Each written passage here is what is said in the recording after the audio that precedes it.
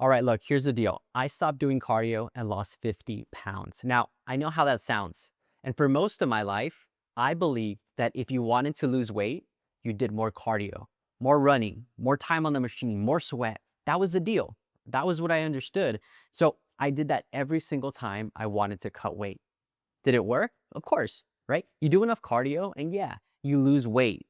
But then about 2 years ago, I found myself carrying an extra 40 pounds, dealing with insulin resistance during a stretch where I was overworking myself. And to be honest, I just ignored self-care. And I made a YouTube video on that in case you're interested, so you can go ahead and check that out. But this time around, I had an entirely new understanding of metabolism. And so I asked myself, is all of the cardio even necessary? So I wanted to test this assumption. Now, look, here's the punchline. I not only lost 40 pounds, but I lost another 10 pounds, and I now have the same body that I had in college 20 years ago. Now, to be clear, dropping cardio didn't make the weight fall off all on its own, right? What it showed me was that cardio for me wasn't necessary to lose it in the first place. The weight came off because I stopped thinking about exercise as a way to burn calories and I started to think about movements as something that my body does all day long. So in this video, I want to show you why cardio isn't necessary to lose fat or to change the shape of your body, and why the better levers for body composition are resistance training and daily movement. Hi, my name is Andrew Reed. I'm the founder of Medgeeks. I trained as a physician assistant, have a graduate degree in nutrition, have had over 100,000 patient and client visits in my career, and I taught the science of health and disease to over 10,000 clinicians. Now, truth is, there are multiple levers that go into body composition, but in this video, we're only going to be talking about movement and resistance training. Not food, not sleep, not stress, or any of the other levers. And look, those matter. I just don't want to turn this video into a 3-hour workshop. But as a side note, if you are interested in a 3-hour workshop, if you're interested in body recomposition, I do have that workshop available if anyone's interested. You can click the link in the description to learn more. But in this video, we'll be focused on exercise and why we've been aiming it at the wrong target. The mistake is thinking of exercise as a way to burn calories. Everyone believes that fat loss is a math problem. Burn more than you make. Exercise is how you burn. So the harder the session and the more calories that you use, well, the faster the fat comes off, right? That sounds logical. The problem is that your body isn't a spreadsheet, right? It's a living system and it adapts to what you do to it. And when you use exercise as a tool to burn calories, you're picking a fight with a system that's very, very good at protecting its own energy. Think about what a workout actually is in the form from your body's point of view, right? You spend a large amount of energy in a very short window. To the body, that's a stressor. It's a sudden, unusual demand on the body. And the body responds the way it responds to any demand that it wasn't expecting. It tries to protect the energy availability, which cardio sometimes disappoints for fat loss. Because look, steady state cardio is going to be the clearest example of this. Let's say you go for a run and you burn a few hundred calories and it feels productive. But three things can happen that shrink that return that you've been expecting, right? The first thing is hunger. A hard cardio session can actually drive up appetite. Not always in the moment, but across the hours that follow, right? The body notices that you're taking this withdrawal of energy and it nudges you to make a deposit in the form of food. Now, for a lot of people, that food comes after the workout and it cancels much of what the workout actually spent. All right, now the second thing is compensation in the rest of your day.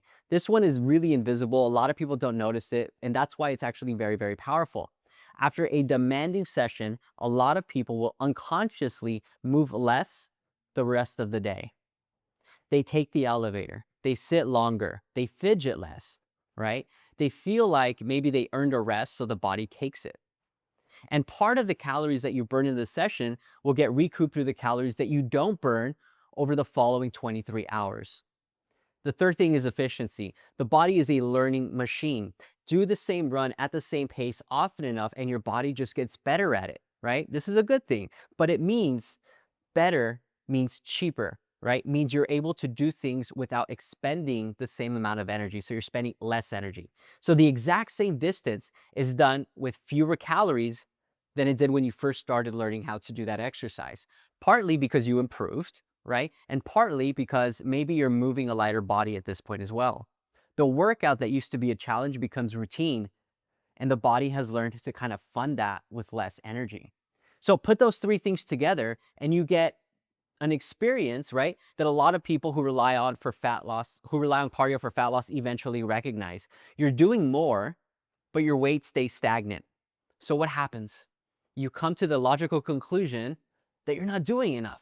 So you add more cardio, and that raises hunger, that raises fatigue even further, which then the very compensation that stalled you in the very first place, right? It's not that cardio does nothing. It's that using it as your fat loss engine puts you in a tug of war, and your body is built to win that fight. Losing weight and losing fat are not the same thing. There's a deeper problem hiding underneath all of this, and it's really, really important that we understand this because look, we say we want to lose weight, but what we actually want is to lose fat, but keep that tissue that makes us look and function the way we want, right? We don't want to lose muscle. Losing weight and focusing on body recomposition are not the same goal. And cardio, especially a lot of cardio, when you pair that with not eating, doesn't give the muscle that same reason, that strong reason to stay that resistance training would give, right? When you're in an energy deficit, your body has to pull the missing energy from somewhere. It can pull it from fat, but it can also pull it from muscle. And muscle is metabolically expensive tissue to carry. So when the body is looking to cut costs and you don't really give it a reason to keep the muscle, it's going to happily say, let's cut costs using muscle. It's going to let some of it go, right? So you lose the weight, the scale drops, you celebrate, but unfortunately, some of what you lost was muscle. This is how people end up lighter but softer, smaller but not necessarily leaner. They hit the number that they were chasing, but they don't recognize the body that they ended up with. They lost the weight, but lost the wrong kind. And muscle is part of what sets how much energy you burn at rest. Some drop in that number is going to be normal just as you get lighter, as you have a smaller body. There's simply less body to run, right? So it means less energy. But if you lose muscle on the way down, that drop is bigger than it needed to be, right? And now you have to eat even less just to hold the new weight, and that floor just keeps dropping underneath you. That version of trying to lose fat that way is not sustainable. Not because you don't have the willpower or the motivation, but because you gave away some of the tissue that you wanted to keep, but your daily energy needs moved in the wrong direction. Body recomposition, the thing that people actually want, is fat leaving, but muscle staying, or even muscle growing. And you can't get there by only asking your body to burn energy. You also have to give your body a reason to protect and build the muscle you have. That's what resistance training actually does. The reason resistance training works is multifactorial, right? When you load a muscle with resistance training, you're not trying to burn calories in the moment. That's not the goal. Burning calories is not the point. The signal that you give your muscles is the point. Lifting something heavy, right? Heavy enough to challenge a muscle sends that muscle a message that, hey, you're being used. It's a signal that this muscle might be necessary for function and even survival. So let's not get rid of it, right? In fact, it tells it to build a little bit more so that next time things are a little bit easier. That single message changes the entire equation for fat loss. Now, when you're in a deficit, the body has a strong reason not to just go straight to the muscle in order to feed your body for energy, right? Because now the muscle is clearly in demand. So the body is pushed towards pulling more from fat instead. That's how you lose fat and hold or even gain muscle at the same time. And that's what we call recomposition. It comes from the signal, not the sweat or the calories that are being burned. The other thing to keep in mind is that muscle is living, hungry tissue. Carrying more of it raises the amount of energy that you burn around the clock. At rest, doing nothing, right? It's a modest bump per pound. I'm not saying it's a lot, but it runs every single hour of every single day, and it moves in the right direction the more you build it. Muscle is also where a huge share of the glucose in your bloodstream goes. When you eat, your muscles act like a sink, pulling glucose out of the circulation and then storing it. And here's the really cool part. When a muscle contracts, it can pull glucose in without even needing insulin to do it. On top of that, training leaves your muscle more sensitive to insulin for a day or two, even after the session is over. So more quality muscle and muscle that's actually being used means a bigger, more responsive sink. That's better blood glucose control, better blood sugar handling, right? Better insulin sensitivity, and more capacity to store glucose as glycogen and then use that as fuel. So resistance training gives you three advantages that cardio alone can't fully replace. It protects the tissue that keeps your metabolism up. It steers your fat loss towards it steers your fat loss towards using fat instead of muscle, and then it builds strength and gives your muscles a reason to grow. Now, the lever that nobody talks to you about is everything you do that isn't exercise, all right? Now, for the piece that this is what really did the most for me, and it's the one that really nobody is paying attention to. Most of the energy that you burn in a day has nothing to do with that 1 hour workout that you do, right? A large share of the resting energy is just keeping you alive. Your heart, your brain, your organs, the basic costs of being a functioning human. You don't really control much of that directly, although indirectly you can, but there's a big chunk that is enormous and it's completely underappreciated. It's all of the movement in your day that isn't normal exercise. Walking to the car, taking the stairs, standing up, pacing on a call, carrying the groceries, doing the dishes, fidgeting, right? Every step, every time you shift your weight, every time you stand instead of sit, all of that adds up across a full day. And the difference between an active person and a sedentary one can be hundreds and hundreds of calories per day after day. Think about that. Across a full day, this can add up to more than any single workout ever will. And here's what makes it so powerful. It barely costs you anything to recover from this movement, right? A hard 1 hour workout puts a big demand on the body. So it'll increase fatigue that can then spill over to the rest of your day. And it gives the body something that now it needs to compensate for. But 10,000 small movements spread across 16 waking hours, it doesn't hit you the same way, right? There's no single spike to recover from. So it's easier to keep these things accumulating. You're just quietly spending more all day long without leaning on one exhausting session. This is why two people can eat the same, they can train the same, but they end up in very completely different bodies. So the highest leverage thing most people can do isn't a harder session, it's stop being still.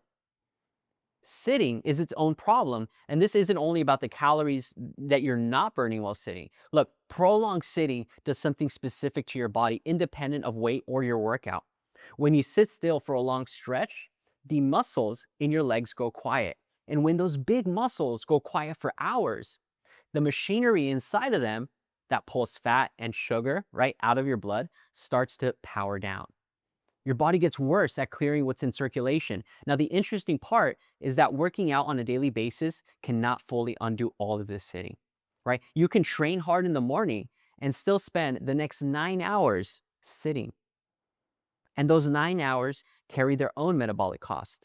Researchers describe this as being an active couch potato. You're fit when we base things on your daily workout, but metabolically you're sluggish if we actually base things on your entire day. Now, the fix is super simple, right? Break up the sitting. Standing up, moving, even if for a few minutes every single hour, wakes those muscles back up. It flips the machinery back on. It keeps your body clearing fuel from your blood instead of just letting it pool. Now, again, you're not doing this to burn a meaningful number of calories in those 2 minutes, right? You're not. You're doing it to keep those metabolic switches in the on position all day long. So move every single hour.